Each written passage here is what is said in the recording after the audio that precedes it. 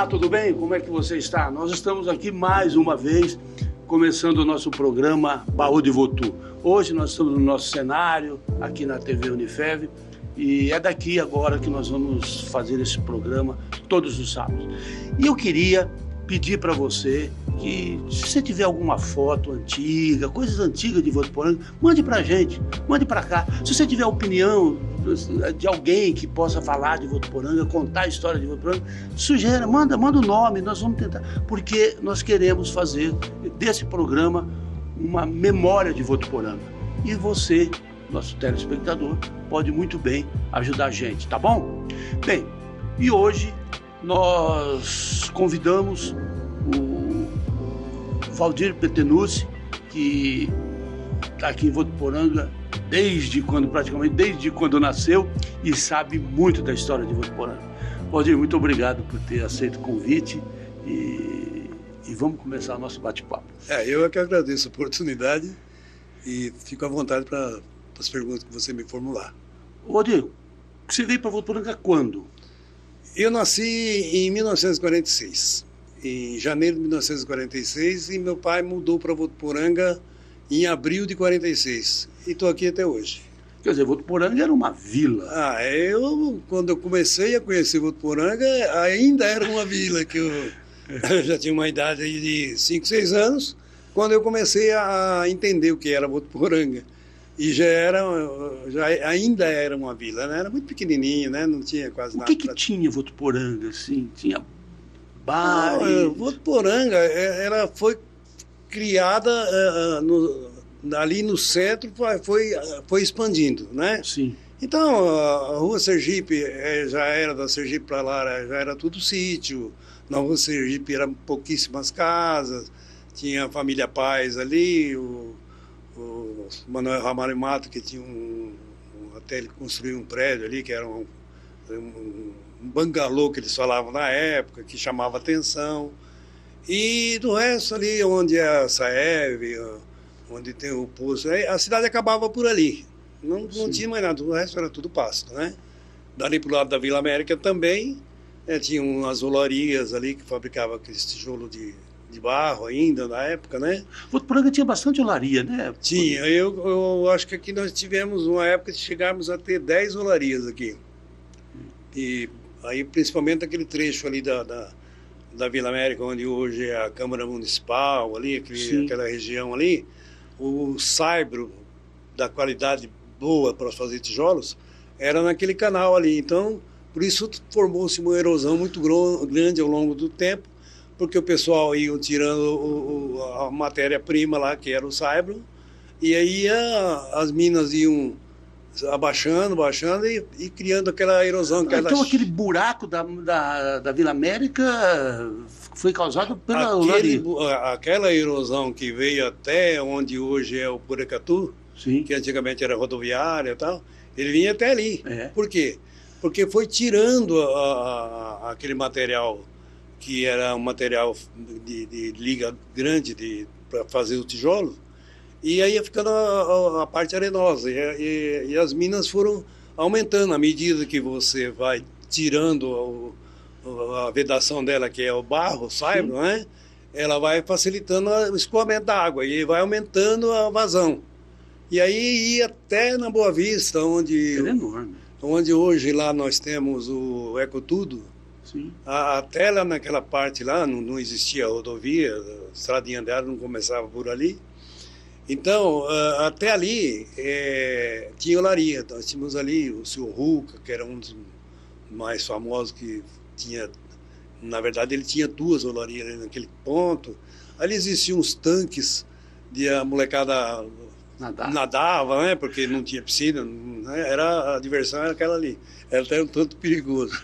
Mas a cidade, ela foi expandindo a partir desse centro de Votuporanga, e começou a criar as coisas. Depois veio a estação ferroviária, levou o movimento um pouco para lá, né?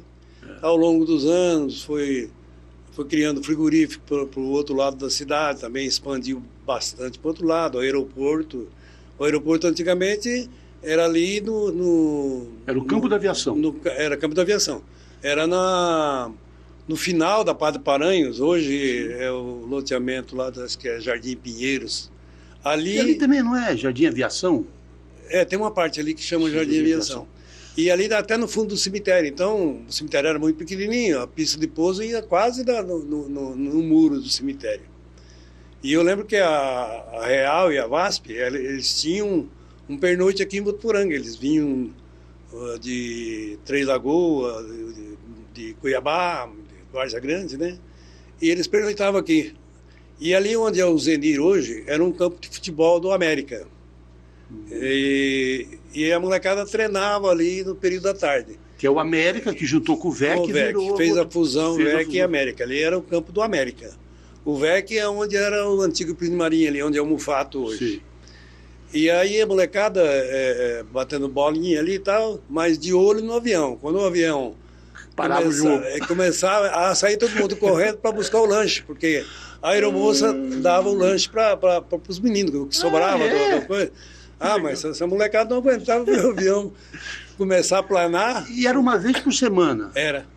Gozado, né, Valdir? Votuporanga já teve linha aérea e hoje nós não temos. E era um ponto estratégico Votuporanga, né? Porque para abastecimento naquele tempo, as aeronaves não tinham todo o recurso que tem hoje. Então ela tinha um limite de carga de combustível. E Votuporanga era um lugar estratégico para divisão de abastece aqui, abastece São Paulo. Já teve aqui no nosso programa o seu Rames Cury. A Maria Antônia, ela foi a primeira agente de viagem daqui. E o Rames também era agente de viagem. Também era. E ele falava, saía de São Paulo, vinha até Votuporanga e ia até Cuiabá. Esse era o trajeto. Né? Quer dizer, tinha duas linhas aéreas. Um voo por semana cada um. Certo. E era interessante essa molecada correndo, tá? Esquecia a bola, porque naquele tempo o molecada só tinha o quê? Futebol, caçar de estilingue e não tinha outra diversão. E nadar nos tanques que as firmas que fabricavam tijolo provocavam a erosão. Falando em tijolo, esse tijolo era um pó de mico ou não? Não. Esse era um tijolo de bairro, de um barro, que era um saibro bem apropriado para fabricar tijolo. Não era todo lugar que tinha esse saibro que dava essa liga toda, que saía um tijolo bom. Que hoje, aqueles tijolos de base antigamente, se você comparar com o pó de mico de hoje, não tem muita diferença, não. E eles eram largos, né? Eram largos, grossos. Na medida deles, hoje, que 2 pó de mico hoje para dar o diâmetro do... Agora, ali onde começa o loteamento do Mastrocola, que é a fazenda do Mastrocola, ali também teve olaria, né? Teve umas 2 olarias ali, não teve? Bem, que pegava esse córregozinho da Boa Vista, embaixo. Que era ali, eles falavam a Fazenda da Viúva, era uma viúva que eu não me lembro. A Fazenda da Viúva, então, da Minas Gerais para baixo, da Bahia para baixo não existia nada, era a fazenda dessa senhora. Ela ia até onde é a escola Faustino hoje e descia até no córregozinho lá embaixo. Ô Valdir, você com 10 anos, 12 anos de idade, o que tinha na tua casa? Televisão, celular, rádio, telefone, o que tinha? Ricardo, a minha infância foi bastante, assim, pobre, tá? Sim. A gente nunca faltou vontade de trabalhar, só. Mas meu pai era carroceiro, porque naquele tempo não tinha... as estradas rurais era tudo picada, não tinha máquina, a prefeitura não fazia esse trabalho de conservação de estradas rurais. Então, os caminhões eram poucos, caminhões que tinha. E não tinha o trânsito na área rural, era zero. Porque era buraco, era porteira, Aí quando chovia... Era um transtorno. Então, carroceiro foi o que deu impulso na cidade, né? Eu lembro até que quando foi construir a matriz, puxa, o pessoal que tinha carroça aqui trabalhavam, assim, gratuitamente para a construção da matriz, mas muito tempo, buscar areia, buscar tijolos, buscar... cimento na estação, que quando chegava, o cimento chegava via férrea, né? Então, meu pai, ele foi carroceiro muitos anos. aqui. Aí chegou um determinado tempo que as coisas foram modificando, aí entrou aqui na cidade um delegado, não me lembro o nome dele, a mulher dele, Nossa, ela era protetora dos animais. Essa mulher ficou famosa. Proibiu de usar a corrente para o animal puxar a coieira, para arrancar. Sim. Tinha que botar uma lona para encapar as correntes, não podia ferir o animal. Eu acho que é uma preocupação até justa, mas ela passou a ser um pouco mais... Muito exigente. E aí ficou inviável, porque também eles proibiram a carroça de roda de pau, aí teve que adaptar a carroça de pneu, aí tinha que comprar um eixo traseiro em ferro velho, de coisa que não era fácil conseguir, e foi ficando muito dispendioso, né? E aí meu pai passou a trabalhar com carrinho de um animal só, tal, ficava mais confortável, mais fácil. Tá? Por quê? A carroça tinha quantos animais? A carroça tinha 5 animais. Um que era o varal, que sustentava o peso, e 4 na frente. Era que nem um carro de boi, só que em vez de boi era cavalo. Era o burro. Era o burro, mula, né? Mula. Mas a minha infância toda foi assim, muito trabalho. Meu pai, eu entrei na escola, as minhas aulas, naquele tempo tinha 3 turnos de aula, né? Você estudou aonde? Eu estudei no Zenir, que é onde é a prefeitura hoje. Onde hoje é a prefeitura. Tá? Quando eu entrei, o Zenir já era ali. E ali eu fazia... eu entrava às 2h15, saía às 5h30. E de manhã, meu pai colocava eu dentro da carroça, de madrugada, e a gente ia para as fazendas aí buscar café, milho, feijão, arroz, o que produzia. E eu ia para abrir porteira para ele, porque então ele... Mas teu pai buscava isso para quê? Para vender? Para os depósitos, para os armazéns. Ah, então, tá. Ele trabalhava, ele era o meio de transporte, o fretista. Fretista. Existia aqui a família Beretta, que tinha um depósito enorme aí, eles compravam algodão, compravam café, comprava cereais de modo geral. Aí tinha o Santa Ela, João Anção, todos eles tinham a cerealista, né? Então eles compravam, o cidadão vinha aqui, o produtor, fazia a venda e fretava o carroceiro para ir lá na fazenda buscar a coisa. Então, de manhã eu ia, quando chegava 11h30, almoçava, tomava um banho, almoçava e escola. Então foi assim. Dormia às 7h da noite. Ah, com certeza, porque não tinha nada, não tinha rádio, né? Quando alguém tinha um rádio que era tocado a bateria, que a bateria era maior que o rádio, e às vezes, por exemplo, lá na Santa Luzia, o senhor Orlando Guerra, que era um antigo morador daí, ele tinha uma oficina mecânica lá e tal, os filhos dele, inclusive, têm oficina até hoje. E ele tinha um rádio, e a bateria era maior que o rádio, era uma bateria de caminhão para tocar um rádio desse tamanhozinho. E aí mais chiava do que falava, né? E a gente ia muito na casa dele para escutar Balança, mas não cai. Era um programa da Rádio Nacional, coisa antiguíssima. Que tinha o primo pobre, o primo rico. Então, aí a turma ia lá dar risada. Mas o programa de antigamente era isso. Sentava-se na frente das casas, não tinha calçada, não tinha rua, não tinha sarjeta, não tinha nada. Todo mundo na frente da casa deixava grama lá. Aí juntava os amigos ali, sentava, ficava contando história até... E a molecada ficava brincando lá na frente de bola queimada. A molecada ficava brincando ali, jogando bolinha ali, mas crescia logo, então já tinha que recolher. E outra coisa, não podia participar da conversa dos pais, porque se chegava perto, ele olhava para você já sabia que teu lugar não era aquele.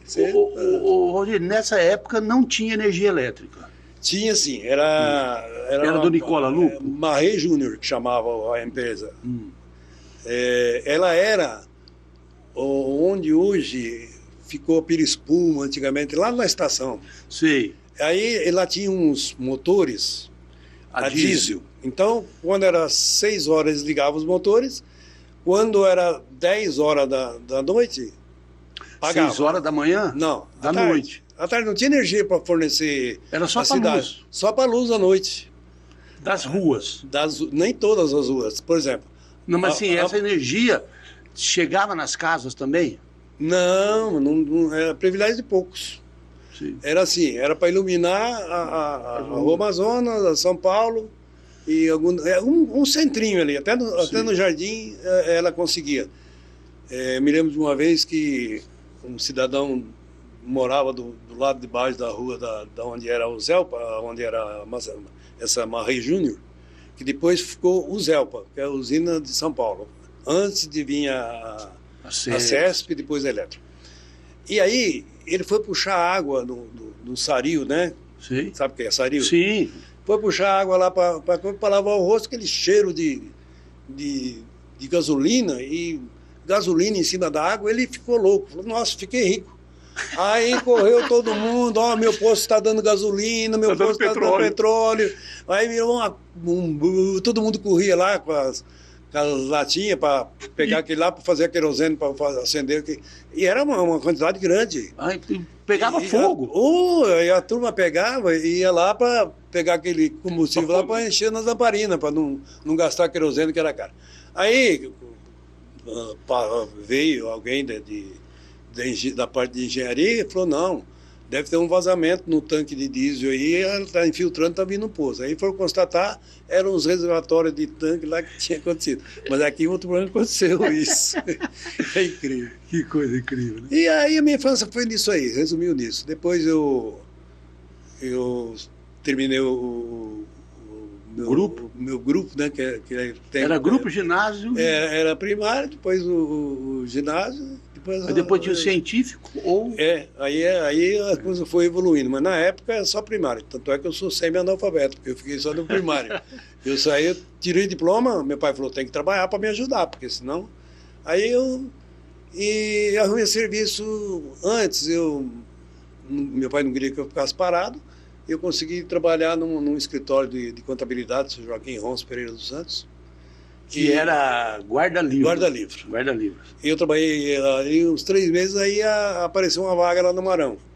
Nossa, então você trabalhou no Marão desde garoto? Eu entrei no Marão em 1960, eu tinha 13 para 14 anos. E saí quando o Juninho foi ser prefeito, que ele insistiu para mim, eu quero que você vá. Juninho, eu não sou político, não manjo muito desse negócio não, né? Eu não... Vou ficar por aqui mesmo. Não, nós contratamos um executivo para a empresa e eu preciso de gente que eu possa confiar, que eu possa olhar nos olhos, porque meu projeto de administração é bastante arrojado, mas eu preciso de gente de confiança, você vai comigo. Aí você foi ser secretário? Aí eu fui ser secretário de obras, primeiros 4 anos de serviços urbanos e rurais, né? E aí... No segundo mandato dele, ele extinguiu o serviço urbano e anexou as 2 secretarias de obras e serviço urbano. Aí você ficou eu fiquei com as 2, então ele me deu um prêmio de consolação para mim. Aí eu fiquei com ele lá os 8 anos, depois o Dado entrou e eu falei para o Dado, eu estou encerrando já, né? Tá já com 70 e tarará. Eu falei, eu vou ficar quietinho. Não, fica aí, eu botei gente nova aí, você me ajuda, porque você tem bastante experiência, você vai ajudando a passar e tal.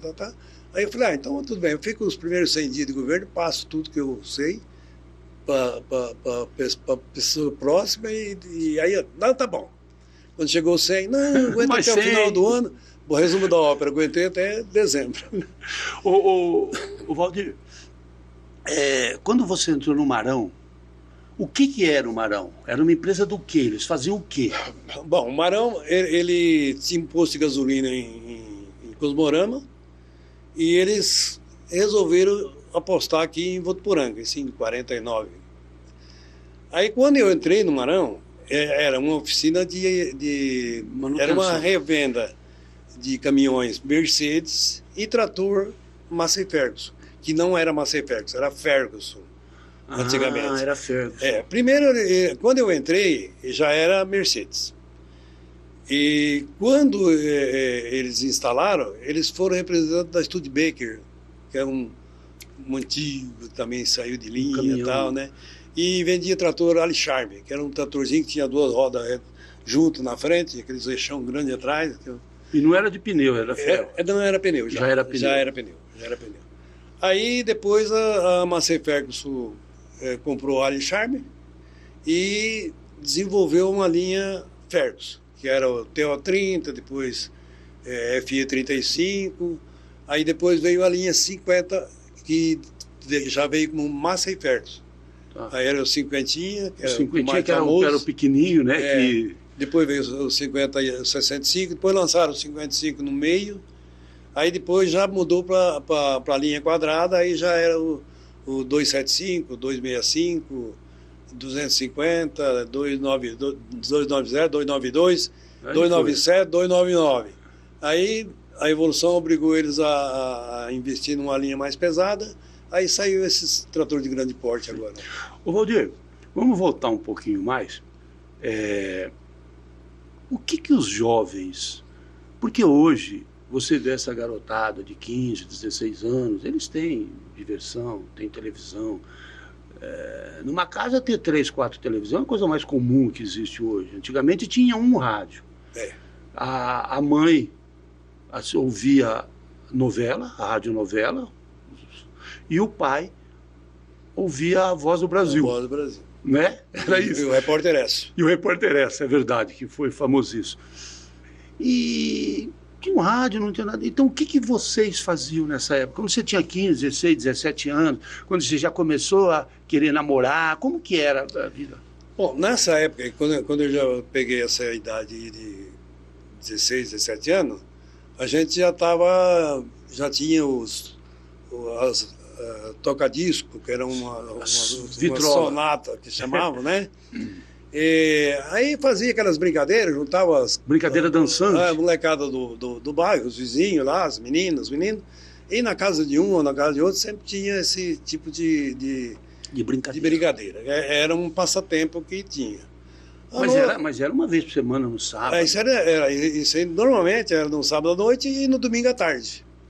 Mas o futebol era uma coisa que quase que 100% era a diversão da molecada. Então, e Votuporanga tinha um monte de campinhos, né? Que a própria molecada fazia, né? Veja bem, como a cidade o perímetro urbano era grande, só que a população de casa era pequena, cada quarteirão tinha um campo de futebol, cada quarteirão tinha um campinho. E tinha o quê? Lá na Santa Luzia tinha um campo oficial, de medidas oficiais. Aqui na Vila Paz tinha? Na Vila Paz tinha um campinho, aqui na Vila Paz era meio quebradão, assim, sabe? Era meio caído pro buracão. Lá na Vila São João? Na Vila São João tinha. Ali onde hoje é o IE, foi o campo dos japoneses, muitos anos. Lá no Alvorada também teve campo de futebol muito tempo. Na estação tinha o campo de futebol. Agora, mas eu falo, Valdir, o seguinte, eu fiz isso. A gente via um terreno, um lote vago, a gente chamava, a gente pedia para o dono se podia carpir. Aí a gente ia lá com a enxada, ficava 3, 4 dias carpindo aquilo, e a gente fazia os golzinhos com bambu, e fazia um campinho pequenininho. Então tinha bastante disso, né? Tinha, do lado da minha casa, tinha uma casa de pau a pique e a família foi embora e o terreno ficou lá. Então tinha um poço cisterna, né, de puxar água. Aí o que nós fizemos? Abandonou lá, a casa de pau a pique estava praticamente caindo. Tinha muita casa de pau a pique nessa época? Tinha bastante. Aí o dono do terreno falou, vocês eram lá para mim, pode fazer o campinho para vocês. Aí ele inclusive tirou todas as telhas, aquelas tapumes que tinha na casa, que era de coqueiro, sabe? E com ripa de taboca e barro. Tá? Ele tirou aquilo lá, tirou o grosso nosso e desmanchou a coisa. E o poço, o que nós fizemos? Arrumamos umas tábuas, nós mesmos transpomos o buraco, jogou terra em cima e jogava em cima do poço. O poço estava no meio do terreno, não tinha jeito, era o centro do campo. Não, e tinha uma coisa, só podia jogar quem tinha ajudado o carpir. Senão não tinha. E o dono da bola tinha direito de jogar para onde ele quisesse, né? E a mãe dele acabava com o treino na hora que ela queria. Na hora que ela gritava, pode vir embora, ele catava a bola e acabou o treino. E poucos tinham bola, poucos. E era aquelas bolonas. Aqui quando eu comecei, Era aquela uma que era uma câmara de ar, você enchia a câmara de ar, colocava dentro desse capotão e passava uma cordinha de couro, né? Costurava. Ficava aquele quando cabeceava, que pegava aquele lado do... E quando chovia? Quando chovia era um inferno, pesava 2.000 quilos uma bola daquela, pelo amor de Deus. Mas era a diversão que tinha. E tinha esses tanques, que a molecada que não gostava de futebol ia nadar, e não tinha outra coisa. Quando foi? Você lembra da piscina do Guerra? Do Valdevir? Guena, desculpa. Do Valdevir, lembra? Foi nessa época? Foi em 52, 53, por aí que começou a desenvolver aquilo lá. E como é que funcionava? Qualquer um podia nadar? Olha, na época eu era muito garoto, né? Eu devia ter aí uns 9, 10 anos por aí na época. Eu não sei como é que funcionava o acesso, mas eu sei que de sábado à tarde e de domingo era como se fosse um açaí hoje. Não existia nada aqui em Votuporanga, né? Aquilo era uma novidade. Então, aquilo era um ponto de encontro da juventude, era lá. Todo mundo ia lá. Hoje, onde anuncia os bailes do Votuporanga Clube, que era ali na Associação Comercial hoje. Sim. Era ali, né? E era esses eventos, era bailinho de sábado, na estação fazia um baile, no outro lugar fazia outro e tal, né?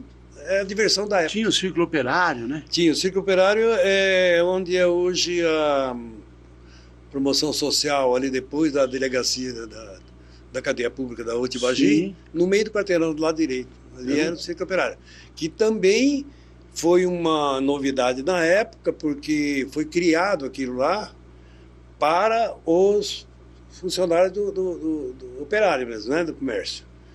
Do comércio, foram os funcionários do comércio. E aí começou a crescer de tal forma que aí popularizou e não era prioridade mais dos operários da cidade. Virou um clube. E as pessoas compravam? Não, né? Só pagavam ingresso. Não, tinha uma taxa, né? Pagavam uma taxa de contribuição só. Sim. Ô, Valdir, eu não sei se você se lembra disso, mas quando chegou a televisão em Votuporanga, eu li que quando você comprava uma televisão, vamos supor, você ia na Casa Alvorada, comprava uma televisão, você tinha que pagar uma taxa para a prefeitura para manter a televisão. Você sabia disso? Por quê? Porque não tinha torre aqui. O esforço do seu Domingos Pignatari foi homérico. Ele e aquele Massato, que ele era radiotécnico, eles se desgastaram tanto, se desdobraram tanto. Então eles conseguiram montar uma torre de retransmissão que vinha precariamente, né? Era muito difícil, mas enganava, dava para ver. O dia que não chuviscava muito, dava até para ver alguma coisa. E a prefeitura estabeleceu isso aí, que era a forma de criar a tal de Contevo, que era Conselho de Televisão de Votuporanga. E aí começaram, e aí depois a coisa foi tomando forma. Quer dizer, essa taxa era para manutenção do serviço. Porque, lógico, o Domingos Pignatari não ganhava nada, o Massato não ganhava nada. Pelo contrário, foi muito dinheiro. O Massato foi muito dinheiro, né? Eles se dedicaram mesmo. São coisas de Votuporanga que, às vezes, as pessoas, se não contar a história, não sabem dar o devido valor. Televisão em Votuporanga foi um evento que o Domingos Pignatari e Massato e outros também que ajudaram, lógico. O Aguinaldo de Oliveira também foi um incentivador. Teve um grupo de pessoas que se empenhou nisso, mas, assim, o desgaste maior ficou por conta dessas duas pessoas. E eles é que lutaram muito. Como, por exemplo, a hemodiálise em Votuporanga. O seu Nasser chegou em um determinado momento, a situação estava tão dramática e não tinha recurso, não tinha, né? Ele bancou, comprou os aparelhos e doou para a Santa Casa de Votuporanga. Isso é uma coisa que, se ninguém contar agora, nunca na vida o cara vai lembrar. Poxa, um cidadão da cidade comprou um equipamento e doou para a Santa Casa para fazer. O seu Nasser teve um papel importante no crescimento de Votuporanga. Né? O seu Nasser, ele era bairrista. Ele não conseguia pôr na cabeça dele que Fernandópolis, por exemplo, fosse tivesse na frente do Votuporanga. Não, cá entre nós, nenhum votuporanguense admitia. Mas essa rixa, essa disputa era alimentada por eles, né? Pelos próprios votuporanguenses, os empresários de Votuporanga, que não aceitavam isso aí. Aí começou a disseminar isso aí. Então virou todo mundo contra o Fernandópolis. Então era uma guerra, né? No futebol, em tudo, qualquer coisa. Você lembra quando construiu o edifício Julieta, que surgiu uma piada aqui em Votuporanga e que as mulheres de Fernandópolis estavam bravas porque fazia sombra e não dava para secar a roupa. Não secava a roupa do varal. Porque Fernandópolis não tinha prédio. Era terrível, né? E são muitas piadas, né, a respeito disso aí. Nós tínhamos, você conheceu ele lá, o capitão, que depois já ficou Coronel Romero. Coronel Romero. Ele estudava aqui na faculdade, né, que não era Unifesp ainda, né? Depois que transformou em Unifesp. E aí tinha o pessoal de Fernandópolis que vinha aqui também, porque lá não tinha, então estudavam aqui. E aí, durante os intervalos, as brincadeiras que tinha lá, o que não tinha aqui, ele falava assim: vocês sabem como é que é a estação ferroviária de Fernandópolis? Ah, como é que é? Lá tem 2 mãos de areia. No primeiro o cara joga a mala, no segundo ele pula. Porque não para lá, não tem estação, então é 2 mãos de areia lá. E aquilo era um inferno. Então isso, né, era uma coisa... E isso no futebol, então você fala... Ô Valdir, como é que foi... você sabe contar como é que foi a junção do VEC, do América, que surgiu? Quando foi isso? Foi em 56, quando teve um campeonato bancário aqui, que depois ficou comerciário, porque expandiu. Então existia vários times. Então tinha comercial, tinha bancário, tinha... Futebol de campo. Ou agulha, futebol de campo. Tinha participava também um time de Álvares Florense. Então, acho que no total aí eram uns 10 times de futebol. Nisso aí foi feito uma peneira, tirando os melhorzinhos lá, né, para apoiar. E aí decidiram o seguinte: era uma briga, o VEC e o América. Aí, Plínio Marim, com muito jeito, foi... Plínio Marim fazia pouco tempo que estava aqui. Ele tinha chegado, eu acredito que fazia uns 3, 4 anos que ele estava aqui, quando ele começou a atuar na sociedade. Plínio Marim tinha um cartório. Tinha um cartório. Ele era um cara bem sisudo, bem sério, o pessoal confiava nele, tinha um respeito muito grande por ele. E ele foi pegando os amigos americanos, com os amigos... do VEC? Vequianos, e falou: gente, se nós ficar aqui, nós não vamos para lugar nenhum. Nós só vamos crescer. Aí contou a história dos 2 jumentos, né? Que tinha um monte de feno lá e um monte de feno aqui. E os 2 amarrados. Um queria puxar para cá, o outro queria puxar para lá. A hora que os 2 resolveram comer aquele monte, depois via que comeu de cá, a coisa funcionou. Então, a partir desse momento, que na minha opinião, o Votuporanga começou a deslanchar. Não só no futebol, mas no conceito de administração, de tudo, a partir dessa junção. Você lembra quem era o prefeito ou não? Na época eu acho que era Capitão Almeida ainda. Capitão Almeida. Eu acho. Não tenho bem certeza, não estou bem seguro disso. Bom, juntou-se esses empresários, sentaram, vamos formar um time só para o Votuporanga. Você lembra alguns desses empresários, quem participou ou não? Eu lembro do Plínio Marim, foi o baluarte disso aí, mas aí já tinha o Torrinha, o pai Ferrari, né? O pai do Torrinha, o Carlos Ferrari, o seu Nasser Marão, o Marãozinho Alfagali, tinha o Rashid Ons, que era que também era outro abnegado. Aí já mocinho, mas também já começou a participar muito de Zé Galera. E aí juntou? E juntou. Tinha aí João da Silvanção, tinha os Beretta, que também participavam. Aí esse pessoal, vamos formar? Vamos formar. Aí formou o Votuporanguense. Aí então é o seguinte: bom, cada um vai colaborar com um pouco. Agora só me fala uma coisa. O VEC era preto e branco. Isso. O América era vermelho. O América aceitou ser preto e branco, votuporanguense? Então, aí foi feito uma lavagem cerebral. Então, o Plínio Marim, como era, doou o campo lá, para que lá fosse a sede da votuporanguense, o pessoal se viu no direito de cuidar, porque aquele terreno onde era o campo do América era um comodato, e já estava vencendo, e aí já se pensavam em lotear ali, já se pensava em tirar o Zenir e trazer para cá, fazer a escola Zenir aqui, o governo do estado estava pedindo a área para poder fazer. Então o pessoal do América ficou pressionado. Valdir, mas o campo era aberto, né? Não tinha arquibancada, não tinha nada. Só tinha um gradil assim, ó, em volta, e o vestiário atrás do gol, que é então não cobrava ingresso, nada? Não cobrava. Cada um dava o que podia dar, né? Ajudava, tá? O cara vinha, pedia, tá? Para bancar quando vinha time de fora. E depois os próprios empresários que se viravam, que isso aí era uma coisa, tocava o barco. Agora, assim. Onde foi o estádio Plínio Marim, a dona Zumira Lupo era dela ali, ela que doou, né? Pro Plínio Marim. O Plínio Marim é que fez essa transação aí, e eu não sei se houve alguma troca, porque isso eu não tenho. Segundo eu tenho informação, a dona Zumira pediu, em troco daquilo lá, um terno para o Vicente Lupo, que era garoto. Foi pago com um terno.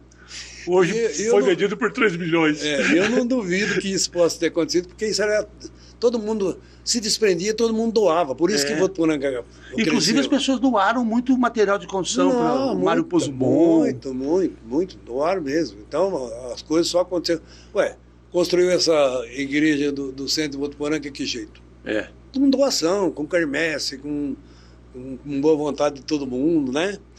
E aí quando surgiu essa oportunidade, então o que aconteceu? Bom, nós vamos precisar de um goleiro bom. Quem que é um goleiro bom? O Hercílio, lá de como é que chama? Neves Paulista. Bom, então vamos arrumar um trabalho para ele aqui e tal, vamos trazer ele para cá e tal. Aí já tem que trazer o Baguinho, que era o seu Hércio Toledo. Aí o Marão falou, eu dou emprego para ele. Então ele veio para trabalhar no Marão e jogava futebol. O Hercílio veio trabalhar no Marão e jogava futebol. E aí o Plínio Marim já trouxe o Lupércio, já trouxe, começou a... O Albano veio nessa época? Não, o Albano veio bem depois. Primeiro veio metade de Tanabi, né? O goleiro era um engraxado, se chamava Cesário. Baixinho e tal, até que pegava bem, mas era... Mas aqui teve o Sivuca, né? O Sivuca ele já veio para cá saindo do América de Rio Preto, ele já tinha ele já tinha bagagem. Já tinha bagagem. O filho do Hercílio, Totó, Luiz Antônio... o Totó que foi goleiro do Cruzeiro? Do Cruzeiro. Ele começou aqui. Jogou aqui, eu lembro. Aí ele saiu daqui, foi para o América, do América foi para o Cruzeiro. E ele era filho desse Hercílio, que era o goleiro antes de quando começou a Votuporanguense. Entendeu? Entendi. Então, aí eles foram ajeitando. Aí eu trouxe de Tanabi para cá o Olavo, zagueiro central, que era da família de Arroio, o Neguinho, que era quarto zagueiro, o Lupércio, o Nardo... O Lupércio corria. Essa maquininha, né? O Nardo... O Nelson Pitangueira veio depois. Aí o Pitangueira era do pessoal, do parente dos pais, do Getúlio Paz, É primo do Getúlio Paz, né? Ele é primo do Getúlio. Aí eles trouxeram para estudar aqui em Votuporanga, o Nelson e o Celso, e os dois se encaixaram na Votuporanga. Aí trouxeram o Vildo também, ponto esquerdo, um baixinho, pequenininho também, veio de lá também. O Aderbal Galo chegou a ser goleiro votuporanguense, né? Quem? O Aderbal Galo. Chegou, né, na terceira divisão, ele chegou a jogar, ele era reserva do Cesário, depois chegou o Raimundo. Aí ele foi reserva do Raimundo. Aí ele foi. Aí depois tem o Rossato, que chegou a jogar alguns jogos também. Aqui o Votuporanga deu muita sorte para goleiro, tinha muito goleiro aqui. O Bidão foi um excelente goleiro. O Bidão foi o melhor goleiro. O Bidão era goleiro hoje, se ele tivesse jogado na época, ele não tivesse criado aquele asa de pombo que eles falam, né? Foi o Careca que chutou. Ele foi defender, ele estava com o braço esticado, o cara que chutou. O braço dele virou ao contrário. E rompeu os ligamentos, arrumou e tal, mas nunca mais. Não, seria goleiro. Ele era fantástico. Então, por aqui teve sorte para goleiro, bastante. E aí, o Valdir, isso foi em 56 que montou. E logo em seguida a Votuporanguense já chegou a ganhar o campeonato. Foi em 61 que ela foi campeã da 3ª divisão, né? Que jogou contra o Olímpia em São José do Rio Preto na final. E o Neguinho fez o gol nos 29 minutos da prorrogação. O Neguinho era quarto zagueiro, foi de cabeça e fez o gol. Então, a partir daí, criou-se uma empatia entre a população e esse time de futebol que todo mundo queria vir jogar em Votuporanga e os empresários abraçou e vamos embora. E foram anos bonitos, né? Daí para frente foram anos que a Votuporanguense representava muito, falava em Votuporanguense, Votuporanga, lá que tem a Votuporanguense. Todo mundo sabia por causa da Votuporanguense. O Valdir, eu fui trabalhar na Gazeta Esportiva uma vez, em 75. Quando eu entrei na redação, estava em Votuporanga, tinha um tal de Solange Bibas, que era o maior jornalista esportivo. Eu falei, a Votuporanguense de 1967, um grande time. Aquele time de 67 foi um grande time da Votuporanguense, não foi? Olha, ali eu falo assim, Votuporanga, ela teve a fase áurea dela mesmo, foi nesse período aí. 65, 66, 67, 68. Mas em 67, ela tinha um time para causar inveja mesmo, porque o Flávio, que era o zagueiro central, jogava jogou no São Caetano, jogou no Saad, no Saad de São Caetano, jogou e tinha 2 metros de São altura. Bernardo, né? Tinha 2 metros, estava forte pra caramba. Forte. O Raimundinho. O Nelson, que foi pro 15, e depois o 15 não quis negociar ele com o Palmeiras queria ele. Aí ele teve um desentendimento lá com o da Bronzo, que era o dono do 15 Piracicaba, que não vendo, não empresta, vai ficar aqui. Aí ele ficou desestimulado de tal forma que acabou parando de jogar. E lateral esquerdo, assim, Alfredinho, cara marrento pra caramba, mas jogava muito.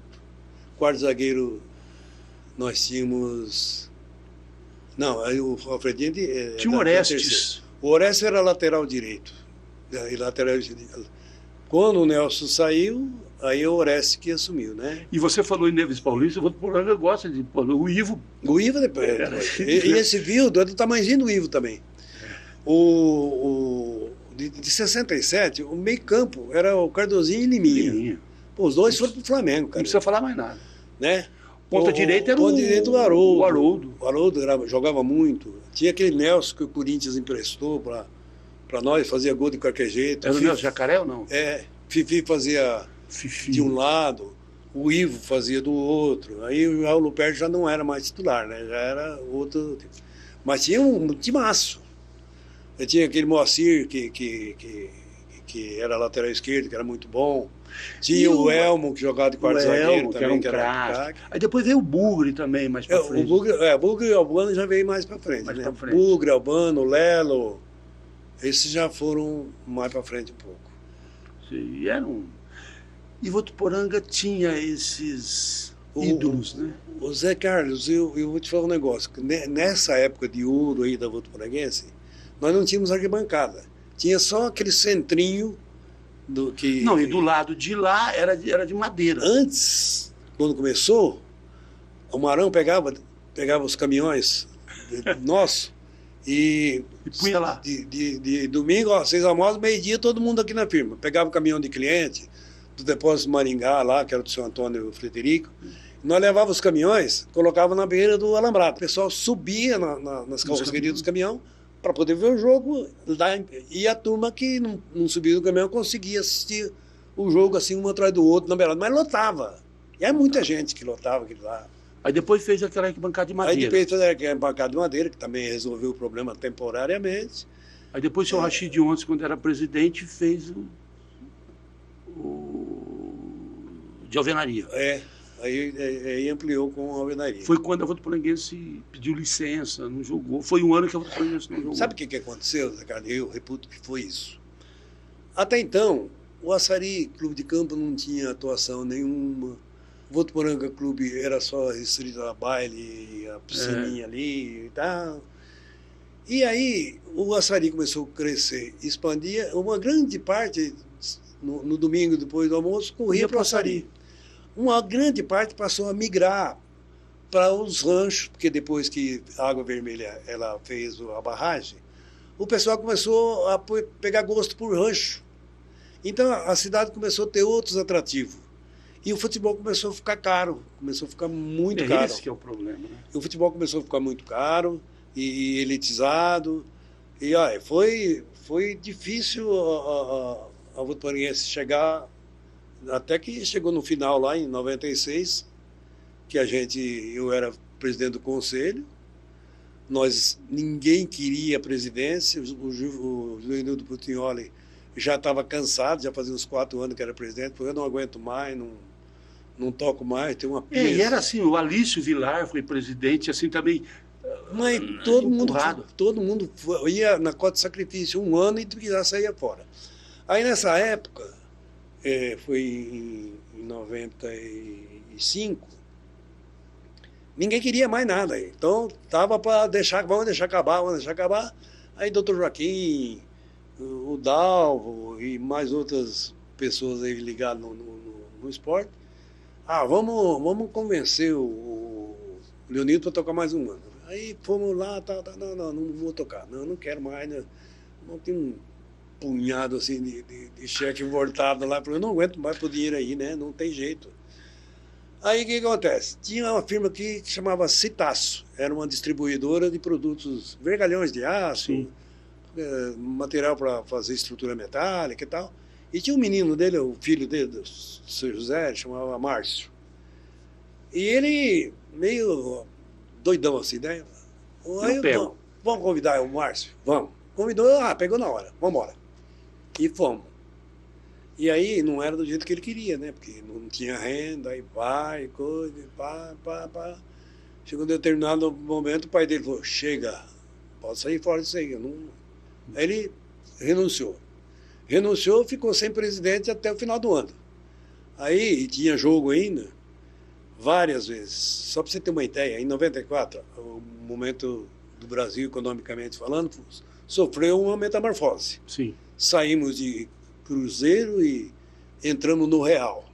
No Cruzeiro? Só era Cruzeiro, depois passou... bom, em 94 foi o Real. Muito bem. O que aconteceu com o Real? A paridade.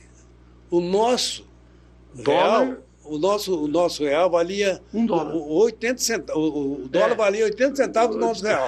Eu falei, isso não pode dar certo, não é possível que nós vamos chegar. Foi. Aí tinha 2.750, virou um. Então, quem tinha 2.750 cruzeiro, virou R$1, né? Isso. Você lembra disso? Isso. E aí, a insegurança e a incerteza, os empresários de Votuporanga baixou a guarda. Ninguém queria ajudar, se fazia um evento não dava, se fazia outro não dava. E a federação cobrava 1.320 real para mandar os árbitros de carro até Votuporanga. E quantas vezes a bilheteria dava 700, 750, e a gente tinha que dar cheque nosso, depois correr atrás no comércio, ver se ajudava para não ter que pôr do bolso só. Fazer a famosa borboleta, né? Exatamente. Bom, então, a determinado ponto, terminou o primeiro ano, bom, vamos eleger o segundo candidato. Não, mas por exemplo, não pode parar, agora vamos eleger. Elegeu o Márcio Alexandre, que tinha uma padaria na Padre Paranha, lá embaixo. Cheio de boas ideias, um menino também, assim, bem com vontade de que desse certo. Fomos em São Paulo, eu fui com ele, porque eu era presidente do conselho, né? Fui em São Paulo com ele, nós tínhamos uma coisa que estava iniciando lá, chamava Arte Popular, um grupo de pagodeiro. Sim. Estava começando, eles que só cantavam em barzinho, festinha pequenininha, por ali e tal. E o empresário deles, que já tinha assumido, falou, vamos fazer um show em Votuporanga de graça. Eles vão lá, faz o show e tal. Aí nós chegamos cheios de coragem, né? Para falar, mas ninguém conhece esse povo aí que chega, não vai dar nada, ninguém conhece esse cara. Aí uma tinta de paredes, né? Também se manifestou o interesse de fazer. Aí, quando nós apresentamos, não deu. E nós patinando, e nós pagando o jogador na marra. E você já almoçando em casa, o cara lá... Oh, não, eu lembro, tinha jogo que não tinha comida. As crianças estão sem leite lá, o senhor não me arruma um dinheirinho para comprar leite para as crianças, aí você ia falar que não? Lógico. Então ninguém mandou entrar nisso, né? Aí o que acontece?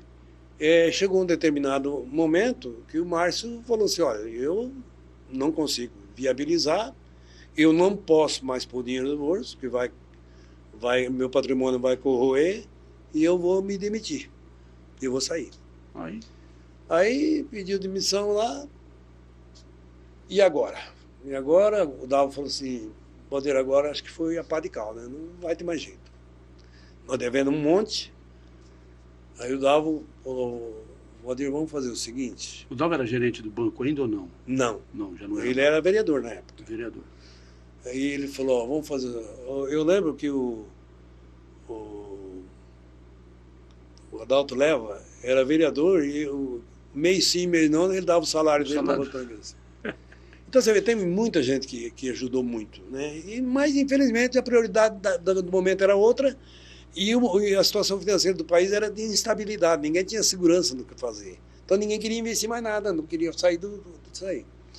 Aí o Davo pegou e falou, vamos ver quanto nós temos no caixa. O Nininho era o diretor lá, o secretário, tesoureiro.